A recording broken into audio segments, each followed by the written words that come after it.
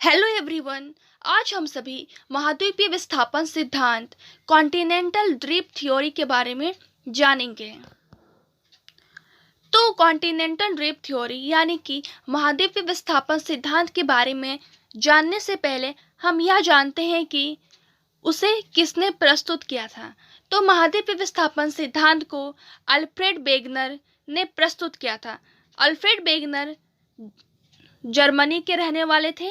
उनका जन्म 1 नवंबर 1880 को हुआ था। कहाँ हुआ था?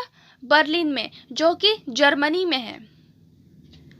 वेगनर की मृत्यु 50 वर्ष की आयु में ही हो गई थी 1930 में। वेगनर एक जर्मन भूगोलवेत्ता थे। जर्मन जलवायु विज्ञानी, भूविज्ञानी, भूभौतिकीविद, मौसम विज्ञानी और ध्रुवीय स्रोतकर्ता भी थे। उन्होंने जर्मन विश्वविद्यालय से पीएचडी की डिग्री प्राप्त की थी। उन्होंने महाद्वीपीय प्रवाह सिद्धांत दिया था। वेगनर के जो ग्रंथ हैं, books of Wegener, the origin of continents and ocean, और दूसरा बुक है a manual of clinical diagnosis. तो ये था वेगनर कौन थे और उन्होंने किन किन विषयों में अपना शोध किया था। अब हम लोग यह जानेंगे कि कॉन्टिनेंटल ड्रिप थ्योरी में क्या लिखा है। तो हम लोग जानते हैं कॉन्टिनेंटल ड्रिप थ्योरी के बारे में, यानी कि महाद्वीपीय विस्थापन सिद्धांत के बारे में। तो स्टार्ट करते हैं। जर्मनी के प्रसिद्ध जलवायुवेत्ता प्रोफेसर अल्फ्रेड वेगनर ने महाद्वीपीय विस्थापन सिद्धांत 1912 में प्रस्तुत किया था। पुनः उसे 1924 में उन्होंने इसका संशोधित रूप प्रस्तुत किया। यह सिद्धांत महाद्वीपों एवं महासागरों के वितरण से संबंधित है।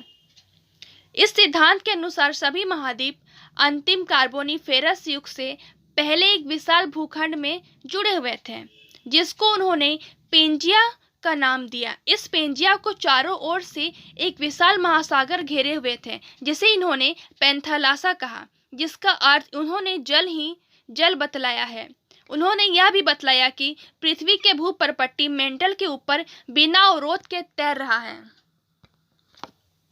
लगभग 30 करोड़ वर्ष पूर्व पेंजिया का विखंडन होना प्रारंभ हुआ। पेंजिया पहले दो बड़े भूखंडों में विभाजित हुआ। उत्तरी भाग को उन्होंने लॉरेंसिया कहा या अंगारा लैंड तथा दक्षिणी भाग को गोंडवाना लैंड का नाम दिया, और इसके मध्य में टैथिस सागर का विकास हुआ। बाद में लगभग 20 करोड़ वर्ष पूर्व लॉरेसिया और गोंडवाना लैंड का विखंडन होना प्रारंभ हुआ, जिससे वर्तमान महाद्वीपों की रचना हुई। लॉरेसिया के विखंडन से उत्तरी अमेरिका, ग्रीनलैंड, यूरोप, एशिया, भारतीय उपमहाद्वीप को छोड़कर आदि भूखंडों का विकास हुआ। वहीं गोंडवाना लैंड के विखंडन से दक्षिणी अमेरिका, अफ्रीका, भारतीय उपमहाद्वीप, ऑस्ट्रेलिया तथा अंटार्कटिका आदि भूखंडों का निर्माण हुआ। इस मैप में हम लोग देख सकते हैं, स्टार्टिंग में सारे महाद्वीप एक साथ जुड़े हुए थे, जिसे पेंजिया कहा जाता था, जैसा कि वेगनर महोदय ने हमें बताया है। और जो जलीय भाग था उसे हम लोग पैंथालासा कहते हैं। यह मानचित्र 250 मिलियन वर्ष पूर्व है। फिर धीरे धीरे यह टूटने लगा, जैसे कि ट्रियासिक युग में लॉरेसिया और गोंडवाना लैंड अलग हो गया। यह कब हुआ था? 200 मिलियन वर्ष पूर्व। फिर जुरासिक युग में 140 मिलियन वर्ष पूर्व सारे महाद्वीप धीरे धीरे अलग होने लगे। उसके बाद क्रिटेशियस युग में महाद्वीप काफी हद तक अलग होते चले गए।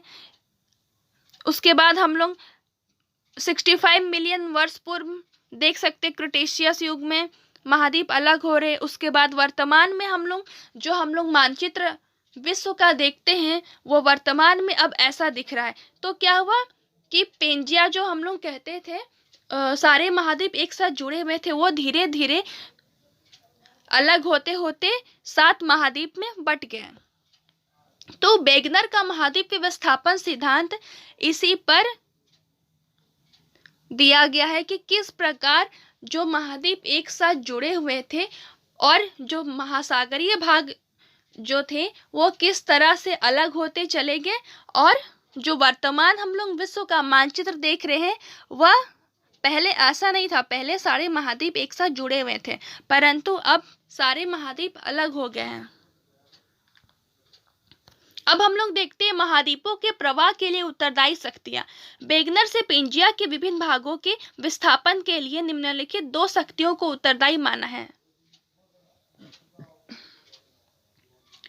जो महाद्वीप पे क्रियाएं हुई, जो महाद्वीप का विस्थापन हुआ, अलग अलग भाग में जो महाद्वीप बट गए, उसके लिए वेगनर ने 2 कारण बताए हैं। पहला है गुरुत्वाकर्षण बल तथा पवनशीलता का बल।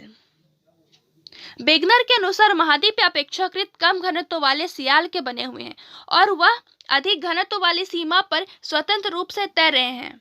इनके ऊपर गुरुत्वाकर्षण तथा पवनशीलता का बल अपना प्रभाव डालते हैं, जिसके अधीन महाद्वीपीय बल भूमध्य रेखा की ओर विस्थापित होते हैं। यह विस्थापित तैरते हुए स्थल भाग गुरुत्व केंद्र तथा उसके पवनशीलता केंद्र के संबंधों पर आधारित है। यह दोनों बल प्राय विपरीत दिशा में कार्य करते हैं, परंतु पृथ्वी पूर्ण रूप से गोलाकार न होकर अंडाकार रूप में है, इसलिए यह बल प्रत्यक्ष रूप में विपरीत दिशा में नहीं है। होते हुए यदि पवनशीलता बिंदु गुरुत्व केंद्र के नीचे होता है तो गति भूमध्य रेखा की ओर होती है।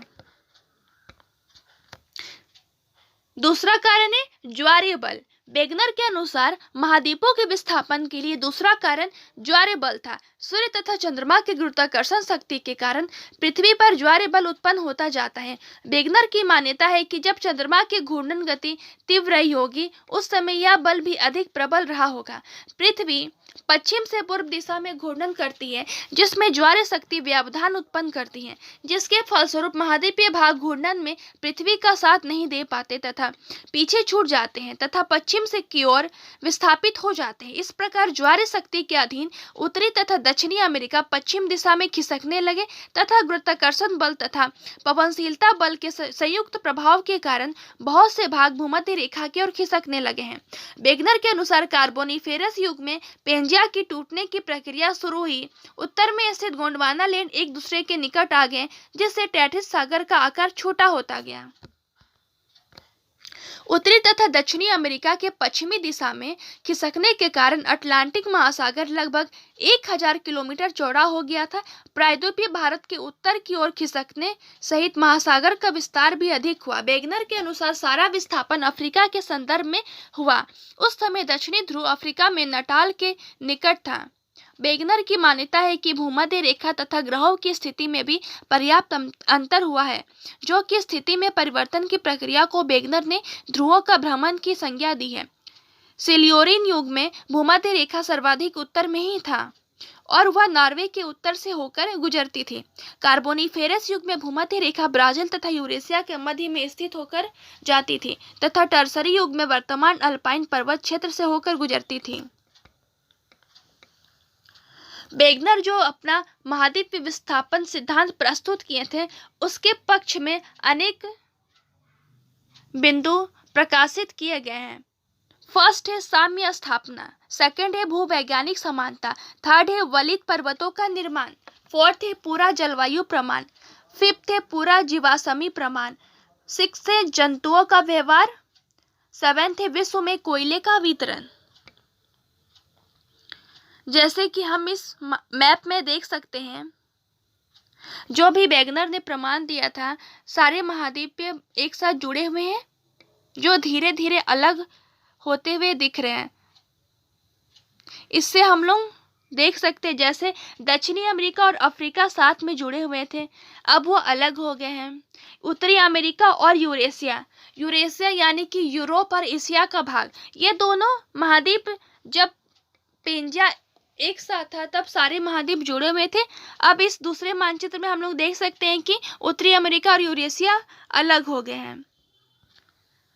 इस मानचित्र में हम लोग देख सकते हैं दक्षिणी अमेरिका का ब्राजील और अफ्रीका के गिनी की खाड़ी एक दूसरे से जुड़ी हुई है, जो कि महाद्वीप विस्थापन सिद्धांत वेगनर ने जो प्रस्तुत किया था, उसमें पेड़ विवर्तन क्रिया, ज्वारीय बल आदि क्रियाओं के फलस्वरूप ये महाद्वीप धीरे धीरे अलग होते चले गए। तो महाद्वीपीय विस्थापन सिद्धांत जो वेगनर ने प्रस्तुत किए थे, उनके पक्ष में हम लोग देख सकते हैं किस तरह से सारे महाद्वीप एक साथ थे और उन्होंने जो प्रमाण प्रस्तुत किया है कि कैसे ये लोग अलग हो गए। अभी भी अगर हम लोग वर्तमान विश्व के मानचित्र को देखते हैं तो हमें यह ज्ञात हो जाएगा कि वास्तव में ये महाद्वीप आपस में जुड़े हुए थे। वेगनर का महाद्वीपीय प्रवाह सिद्धांत। वेगनर का मुख्य उद्देश्य पृथ्वी पर जलवायु परिवर्तन संबंधी समस्या का समाधान करना था। पृथ्वी पर अनेक क्षेत्रों में ऐसे प्रमाण मिलते हैं जिनके आधार पर यह ज्ञात होता है कि एक ही स्थान पर जलवायु में समय समय पर अनेक परिवर्तन हुए हैं। संसार के मध्यवर्ती अक्षांशों के ठंडे प्रदेशों में कोयले का पाया जाना यह प्रमाणित करता है कि कार्बोनिफेरस युग में वहां की जलवायु उष्ण एवं आर्द्र थे, जिसके दबने से कोयला के निर्माण में सहायता मिलेगी। इसके विपरीत महाद्वीपीय भारत, दक्षिणी ऑस्ट्रेलिया, ब्राजील, जहां अभी जलवायु उष्ण है, में हिम आवरण के कुछ चिन्ह पाए जाते हैं, जिसके आधार पर यह कहा जा सकता है कि यहाँ पर कभी जलवायु अत्यंत शीतल रही होगी।